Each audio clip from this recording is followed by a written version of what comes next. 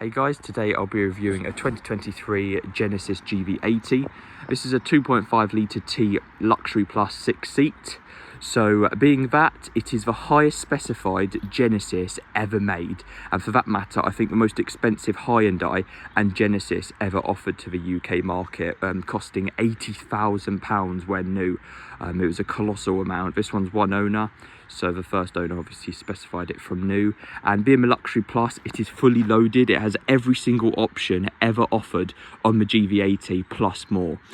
So yeah, you've got the Innovation Pack standard on the Luxury Plus, which gives you surround camera system, level 2 autonomous adaptive cruise control, quad lens adaptive LED front headlamps, and obviously Luxury and Luxury Plus trims come with 22-inch sort of satin chrome alloys there, along with chrome trim everywhere, including the grille, these side vents here, sides sills, these window trims, and you don't get privacy on the Luxuries, only the Sports do, but you do have 5 seats only on the Sport, and it's sort of the less elegant and more sporty looking car.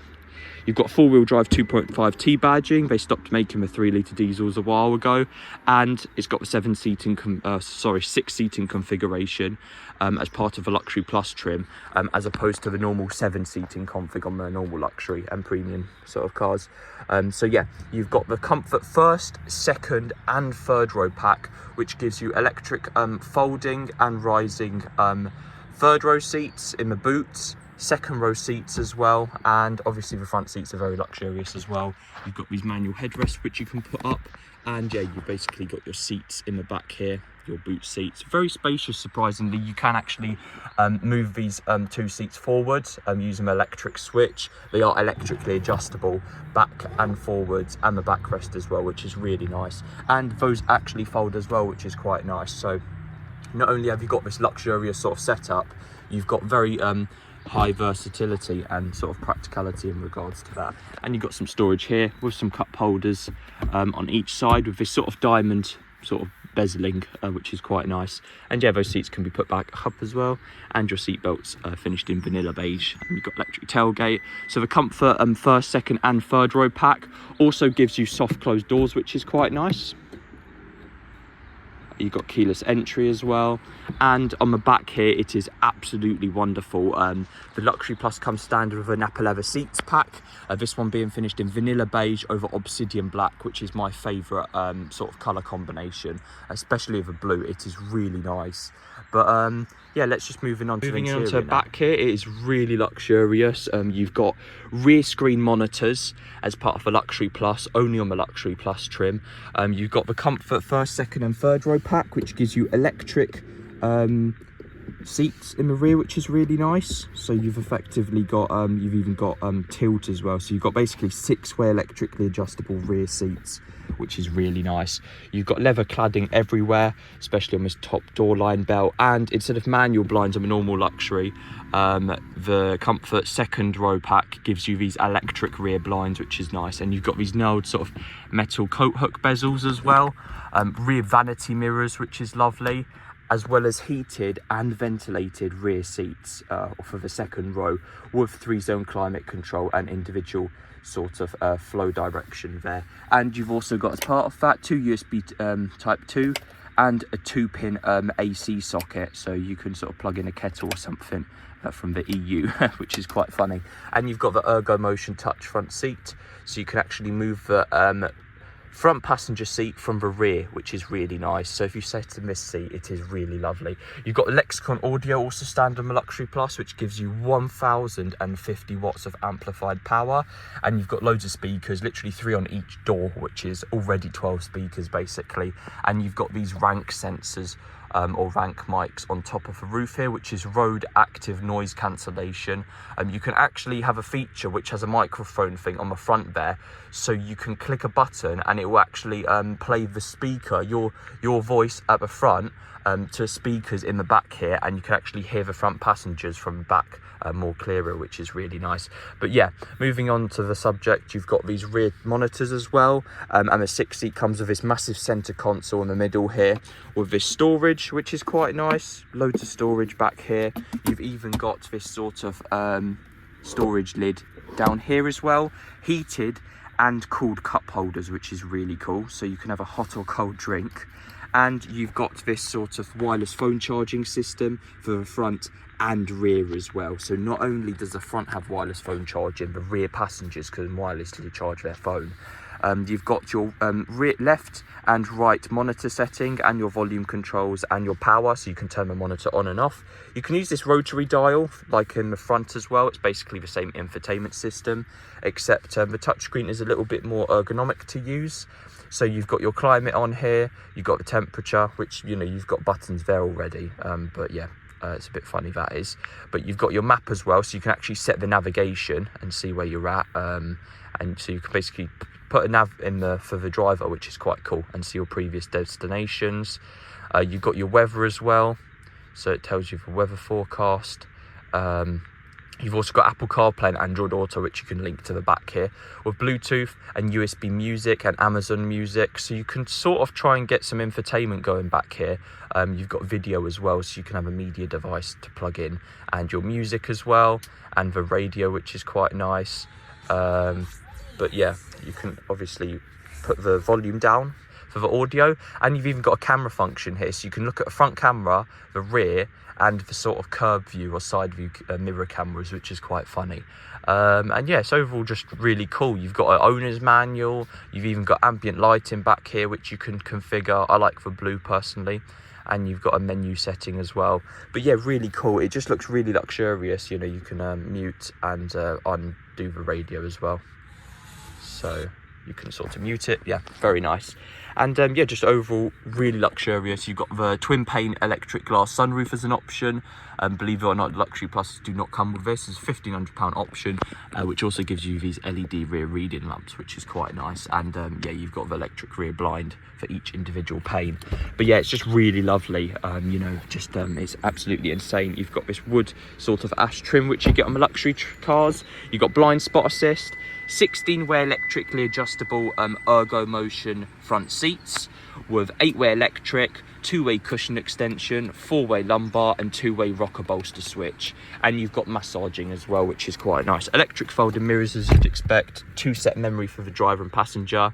You've got your ergo motion seats there with the bottom, seat back and both, which is quite nice. You've also got the autonomous adaptive cruise control with level 2. So literally if you indicate, it has a blind spot thing there, but if you indicate whilst the adaptive cruise is driving on a motorway, you literally, it steers into the next lane. It checks the mirror if there's any blind spot, and if there isn't, it will steer into the next lane all by itself. You just might need to nudge the steering wheel a bit, as it will tell you off. But the innovation pack also comes with a heads-up display system, as well as that adaptive cruise, a 12.3-inch TFT display. You can see the 2 lasers there, which are looking at my eyes to check if I'm looking at the road. Wireless phone charging as well on the innovation pack.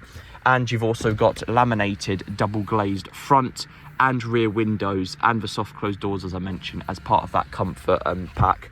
And that also gives you the massaging seats and ventilation for the front as well, not only the rear. You've got heated steering wheel of 2 settings, a USB super speed and a USB type 2. 2 cup holders here, some storage in the middle here once again with this sort of velour lined storage bin or console, and the electric sunroof also opens, which is nice. And yeah, you've got those vanity mirrors, suede cloth headlining I forgot to mention on the Napa leather seat pack, which bearing in mind this is actually designed by previous Bentley designers from Korea, which have been at Genesis, which is quite nice. So they are sort of ex-Bentley designed seats rather.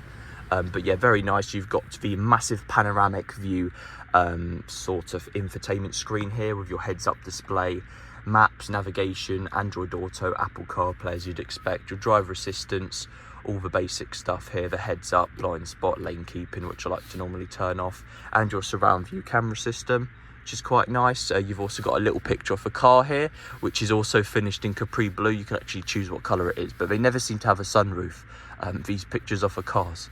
But yeah, you've got your driving modes as well. By twisting the dial, you can have eco, comfort and sport. By pushing the dial, it switches to snow, mud or sand. In sport mode, it actually inflates the bolsters, the driver's bolster, which is quite cool when you go through corners. And you've got your quad lens adaptive headlamps, really good headlamps. They're automatic with automatic HBA, so high beam assist, and they literally cut out beams off a light when you're driving across the road. And very advanced headlamps, almost like Matrix style. And again, you've got this sort of leather clad dashboard here. I'm not sure if it's leatherette or leather. I know the premiums come with leatherette, which is basically fake or artificial leather. And you've got the ambient illumination, which is nice. Again, the Lexicon audio is insane in these. It's not absolutely mind-blowing. It's not like Name or, you know, Bowers and Wilkins, but it is really good for price point. And yeah, under the bonnet lies a 2.5 litre turbocharged 4-cylinder. Straight configuration with 304 brake horsepower and about 422 newtons of torque, so it's relatively good. And as part of the innovation pack, you've also got remote control parking, which is really cool, and the car actually drives itself, so you can actually drive and reverse the car from the key. And yeah,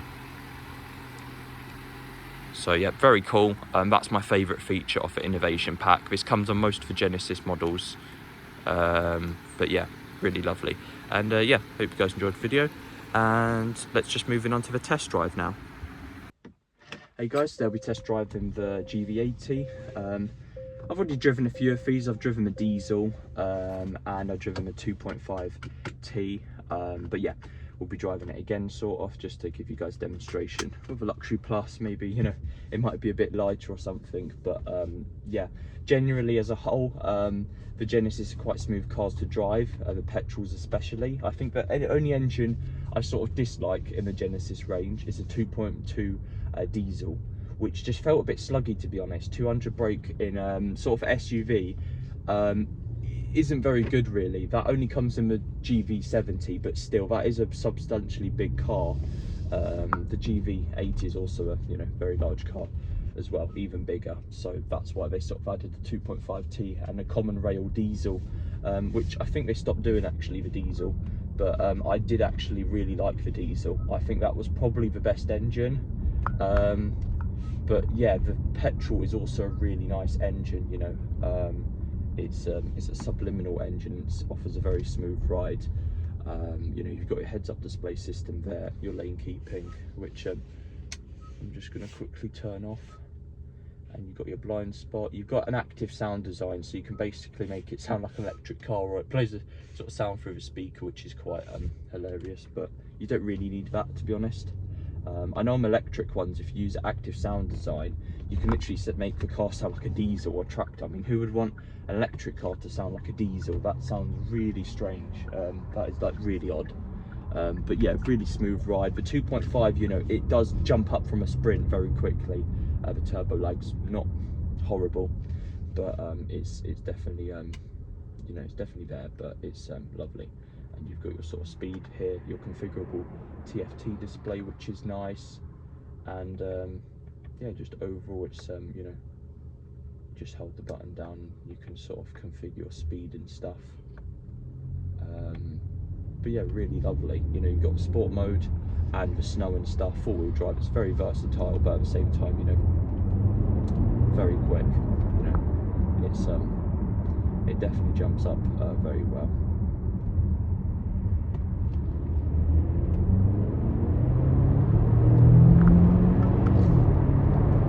And with a ZF8 gearbox, it offers very smooth shifts as well, which is nice, and the reliability of ZF, of course.